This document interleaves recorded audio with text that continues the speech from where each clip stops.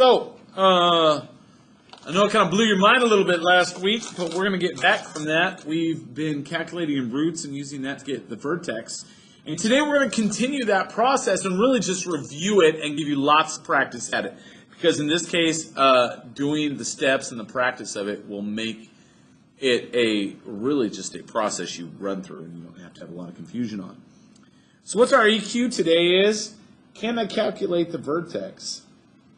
Can I calculate the vertex?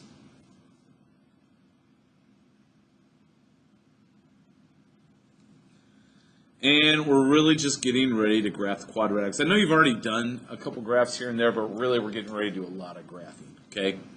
And so I'm trying to prep you. I've been working all year long to get the algebra foundations to be able to then move on to do generic rectangles, mix those with diamond problems, solve for the area formulas, get the product. And then we taught you that, hey, that product is how we find the roots. And those roots are the x-intercepts. Then we can use those intercepts to find the vertex, and from there very easily graph any quadratic equation.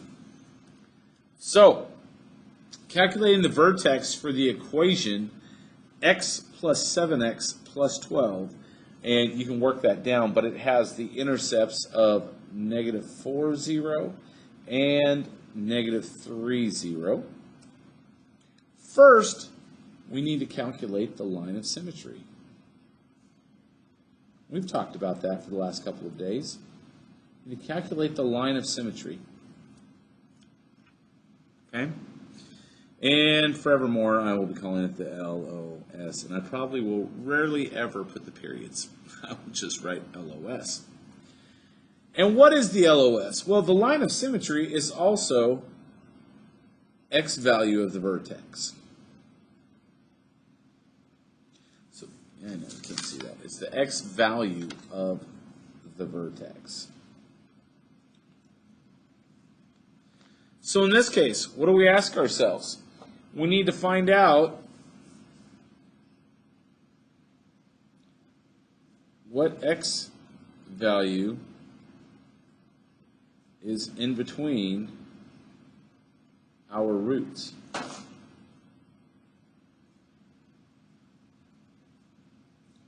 Which are negative 4 and negative 3. Now, you might be able to look at that and say, hey, that's just negative 3.5. Negative 3.5 is in between negative 4 and negative 3. And you'd be right. That's true. However, how do we calculate it? Well, we just average them. And to average them, we add them together. We're just going to say negative 4 plus negative 3 and divide it by 2 because we're adding two numbers together. So remember, to average something, you add all the numbers together and divide by the number that you added together. So since I added 2 together, I'm going to divide by 2 to find out the x in between. And remember, a plus minus makes a minus. So negative 4 minus 3 is becoming more negative. So negative 7 halves, which is negative 3.5. You can leave it as a fraction. I'm going to choose a decimal most of the time. By the way, even if it means rounding. I'm just telling you. Okay? Now plug that back into the starting equation. Okay, so let's do that. When I plug it back into the starting equation, we have negative 3.5 squared plus 7 times negative 3.5 plus 12. Now, as you're calculating these out, guys, I recommend you get a calculator. The calculator I recommend is about $10 to $15 on Amazon, depending on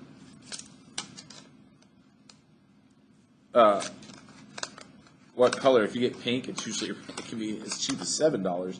If you get a color other than pink, it can be a little more expensive. Since I don't really care what color it is, I went cheap on it. But let's turn this on. And here's how I'm going to do it. I'm going to go ahead, so we see it's negative, so I got to use my parentheses, use the negative button. By the way, when you're doing negatives on a calculator, you got to use the negative button, not the minus sign. Okay, it makes a difference. So I'm going to use the negative button. So negative 3.5, and that's going to be squared. So I got my x squared button right here. And plus 7 times, again, use the negative button, negative 3.5, and then plus 12. And when I get that, I'm going to get negative 0.25. So what does that equal? Negative 0.25. I recommend using the calculator now. And if I'm filling in my vertex, so y equals negative 0.25, which means my vertex is negative 3.5, negative 0.25. You can put 0.25. I'm just going to put negative 0.25. Now, I do want to show you this. All right, I've switched over here to Desmos. All it is desmos.com. If you have a smartphone, you can even download it on that. I actually have it on my phone. Let me get it out for you in case anybody wants to see what it looks like. I gotta find it though. So I'll go back to showing you this. So I don't know if you can see it, but it's a nice little calculator on your phone. It's a graphing calculator. It's a free app. However, I'm going to show you how to access it on your Chromebook as well. So yes, I know it says graph calculator. Go there, okay. When we get there, you're going to see this. You want to click up on that pad, and I can put it in. I'm just going to click my, and this one you just use the minus 3.5. A squared is going to square it, okay? And then what is it? Plus 7 times 3.5, so plus 7 times negative 3.5.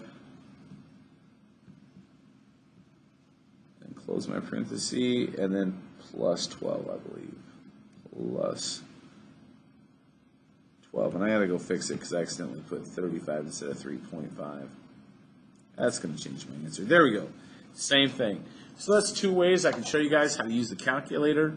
Feel free to go back and look at this again. It's desmos.com. I'm actually going to provide a link to it in this lesson. But there we go. All right. So now you know how I'm going to be figuring these things out.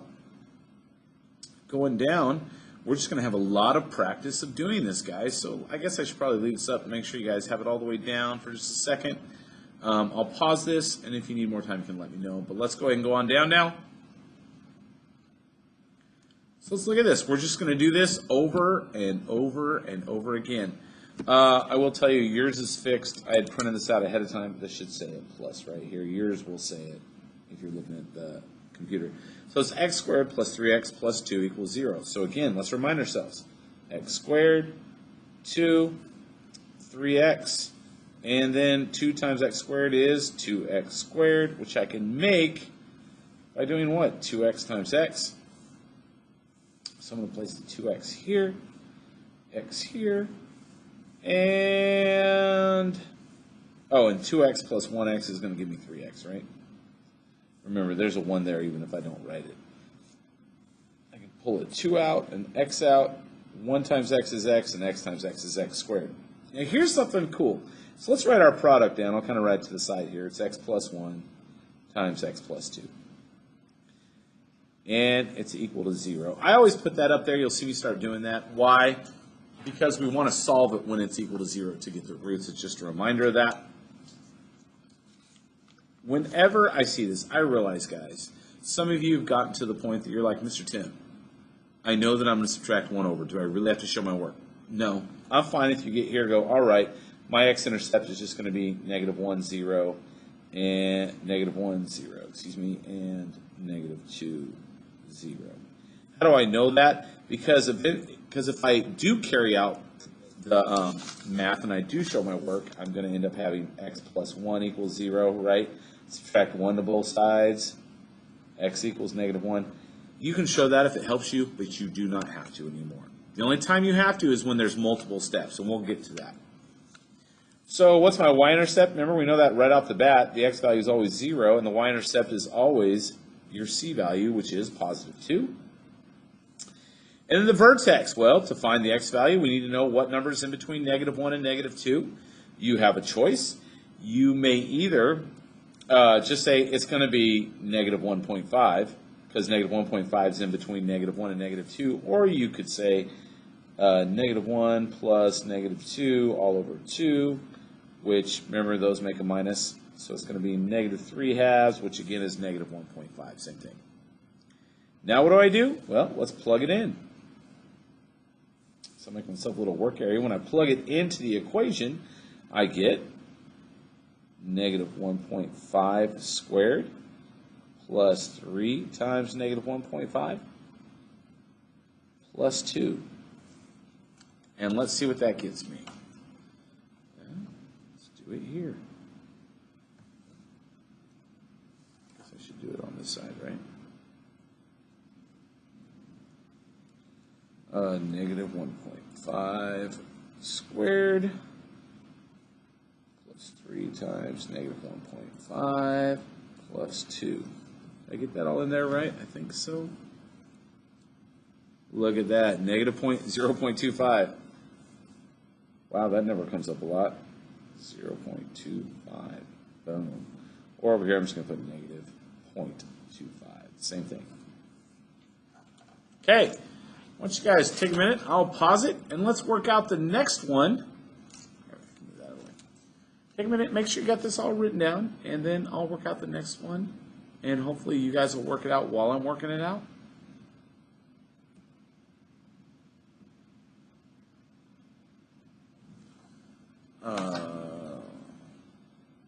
Let's do this.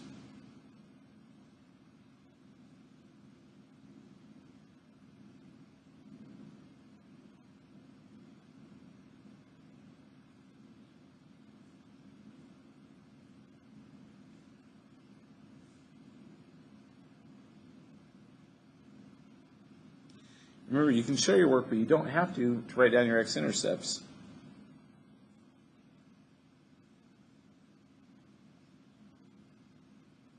It's just always going to be opposite, right, of what's being added, unless there's multiple steps, which we'll have one or two of those. You should already know what your y-intercept is.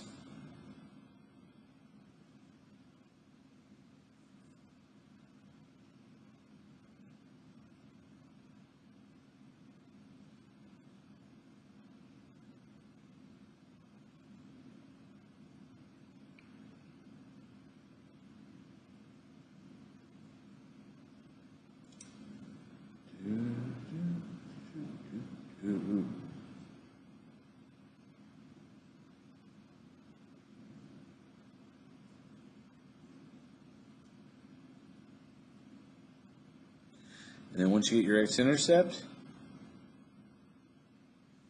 plug it in and solve. I would use a calculator if I were you.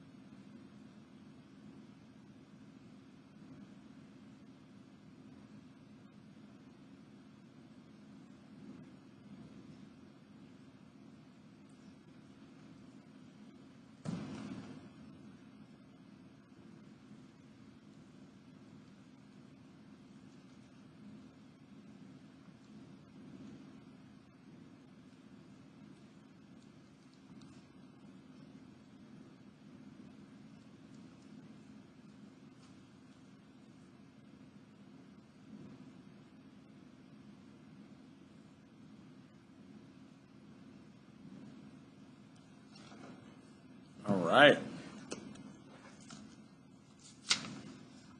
Give me another minute or so to work through that.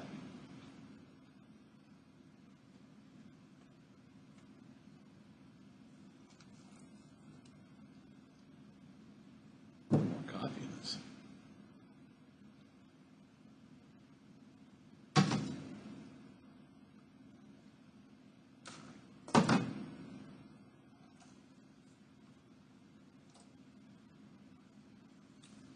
All right, let's do this. See what happens. And look at that. Boom. I showed you how you can average it, right? Okay, solve down to x plus 1, x plus 6. So then we know it's going to be negative 1, 0, negative 6, 0. We, of course, know that that's our y-intercept. We find out the in-between number, which is negative 3.5. And we plug that in and get negative 6.25 for our y. That's it. And we'd have all our points to graph it. I do want to show you two somewhat special circumstances, just so you're aware. Okay? If you need to go back in the video and deal with that, that's fine, guys, but for right now. Boom. Okay, good. Our first circumstance is C. So let's do C. We can do it like normal. X squared, 4, right? Negative 4x. That's awesome. 4x squared up here. The only way to make that happen is if these are both negative, so negative 2x and negative 2x. Sorry, I should probably wait, let you catch up. I don't want you to get lost in this part. I knew these both had to be negative, so the only way to get a positive up here and a negative down here. And there's really only so many ways to get 4, right? So I'm going to put it over here, negative 2x, negative 2x. And I can pull a negative 2 out. I'm going to pull an x out. I'm going to have another negative 2 here and an x. So what's my product? My product is x minus 2 squared. Which just means it's the same thing as writing x minus 2 times x minus 2, right? This is called having a double root. So this has a double root. When you have a double root, a couple things happen. One, our x-intercept, we only have one of them. It's going to be at positive 2, 0, right? Because we would add 2 to both sides. Okay? And they're both going to be the same, so it's not like we need to write that twice. And what that means is, this is a positive parabola, so if I were to draw this, just giving it a little drawing up here, that means over here at 1, 2, we've got a parabola that's going to come down, touch, and then go up, which means this has to be the vertex also. So the x-intercept is the vertex on a double root.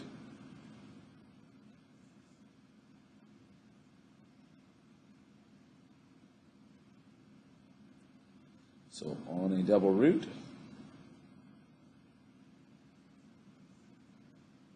it is the vertex.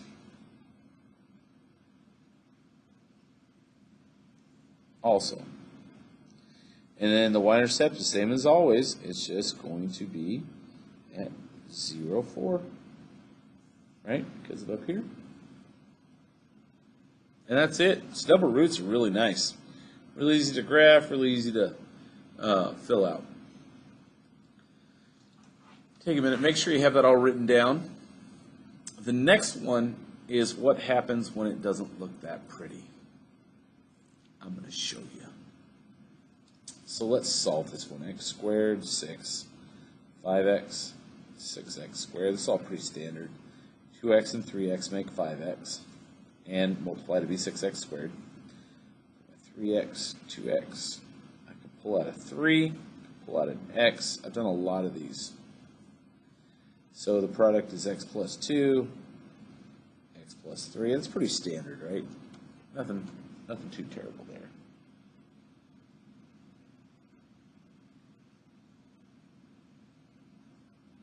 In fact, why don't you guys go ahead and finish it?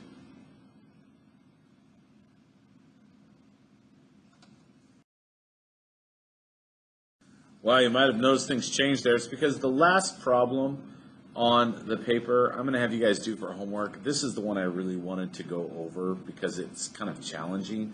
So let's take a look at it. I have 6x squared minus 2 and minus x down here minus 12x squared up there.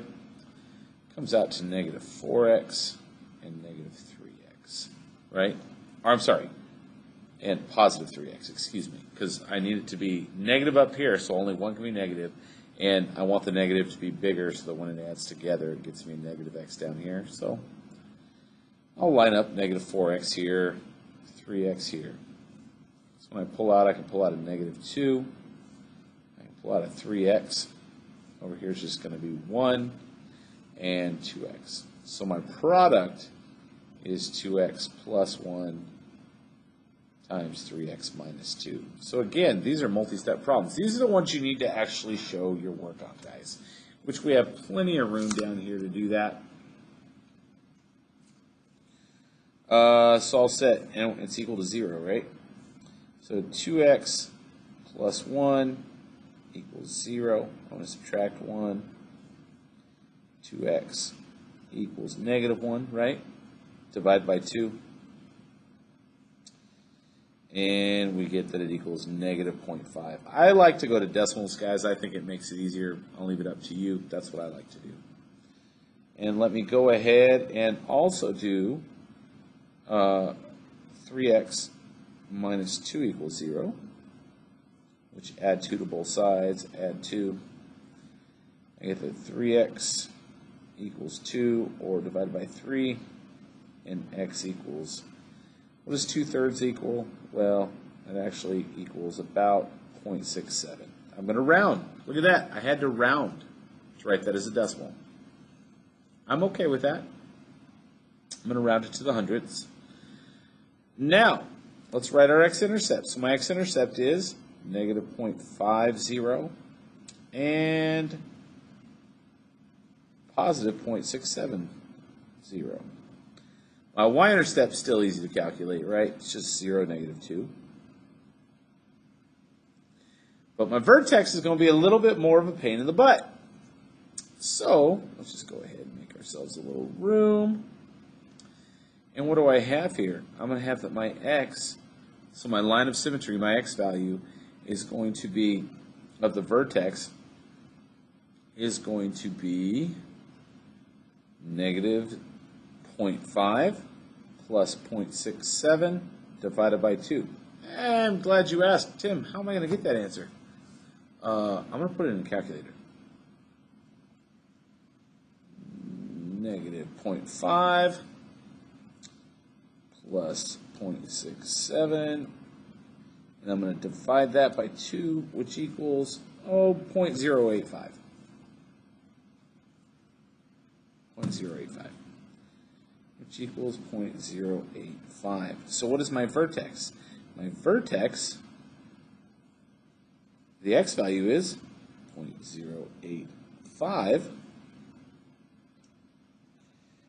and now I want to plug that ugly thing into the equation, which you can tell I'm kind of, my workspace is kind of all over the place. But it's going to be 6 times 0.085 squared minus 0.085 minus 2. Yes, I do want you to write down what you did so I can at least follow through. So that if you got it wrong, but I see you do the process right, I can still give you extra credit. And that's going to approximately be, it's not going to be an exact answer, I'm sure. Let's see. So let's type it in. 6 times 0.085 squared minus 0.085 minus 2. That's going to be, I'm going to round that to the hundredths place right here. So that's negative 2.04. It's approximately negative 2.04.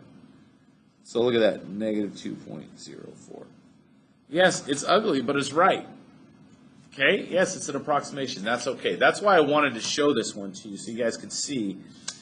Ugly math don't make it bad math. It just makes it not pretty. Okay?